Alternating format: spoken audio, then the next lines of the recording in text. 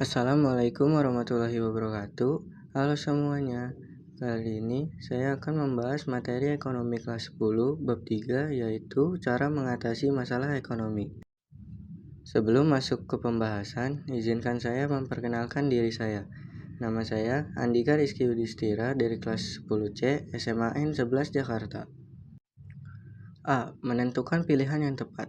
Untuk mengatasi kelangkaan, setiap orang harus menentukan pilihan yang tepat dan paling menguntungkan. Bagaimana sih cara menentukan pilihan?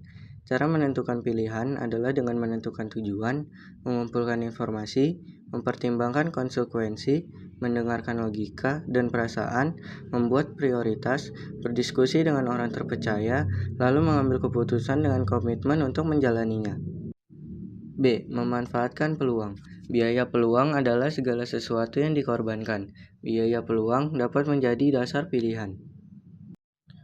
C. Skala prioritas dan pengelolaan keuangan. 1. Skala prioritas. Kebutuhan yang lebih penting harus didahulukan pemenuhannya daripada kebutuhan lainnya.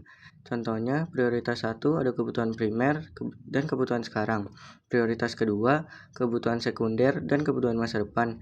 Dan prioritas ketiga ada kebutuhan tersier. 2. Pengelolaan keuangan dapat dilakukan dengan cara 1.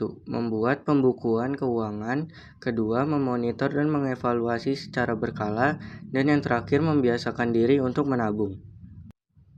E. Mengatasi masalah ekonomi makro. Yang pertama ada kebijakan moneter. Kebijakan yang dirancang pemerintah dalam rangka memengaruhi jumlah uang yang beredar untuk memperbaiki kinerja perekonomian.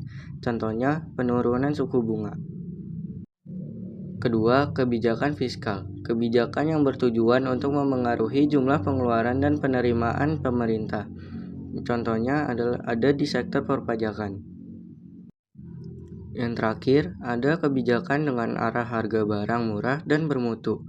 Kebijakan dengan arah harga barang murah dan bermutu, contohnya adalah pemerintah menyediakan infrastruktur jalan yang baik. F. Sistem ekonomi sebagai solusi masalah ekonomi. 1. Sistem ekonomi tradisional. Sistem ekonomi yang diterapkan oleh masyarakat tradisional. Ciri-cirinya meliputi yang pertama, teknik produksi dipelajari secara turun-temurun. Kedua, modal sedikit. Ketiga, pertukaran dilakukan dengan sistem barter. Keempat, belum mengenal pembagian kerja. Kelima, terikat tradisi. Dan yang terakhir, tanah merupakan tumpuan kegiatan produksi dan sumber kemakmuran. 2. Sistem ekonomi komando. Peran pemerintah sangat dominan, sedangkan peran masyarakat atau pihak swasta sangat kecil. Ciri-cirinya 1. Alat dan sumber daya produksi dimiliki dan dikuasai negara. 2. Rakyat tidak bebas memilih pekerjaan. 3. Kebijakan perekonomian diatur oleh pemerintah. Yang ketiga, ada sistem ekonomi pasar. Sistem ekonomi di mana kegiatan ekonomi yang meliputi produksi, distribusi, dan konsumsi dilakukan oleh swasta. Ciri-cirinya yang pertama ada semua sumber produksi menjadi milik masyarakat. Yang kedua, pemerintah tidak ikut campur tangan secara langsung dalam kegiatan ekonomi. Yang ketiga, masyarakat terbagi atas dua golongan, yaitu pemberi kerja dan penerima kerja. Keempat, timbul persaingan dalam masyarakat. Kelima, setiap kegiatan ekonomi didasarkan atas pencarian keuntungan. Dan yang terakhir adalah kegiatan ekonomi selalu mempertimbangkan keadaan pasar. Dan yang terakhir ada sistem ekonomi campuran. Sistem ekonomi di mana pemerintah dan swasta saling berinteraksi dalam memecahkan masalah ekonomi. Orientasi sistem pasar beberapa negara, Kuba, perekonomian komando, sedangkan Cina, Hungaria, Swedia, Inggris, Amerika Serikat, dan Hong Kong, perekonomian pasar bebas. Terima kasih yang sudah menonton video ini sampai selesai. Sekian pembahasan materi tentang cara mengatasi masalah ekonomi dari saya. Bila ada salah kata atau kekurangan, mohon dimaafkan.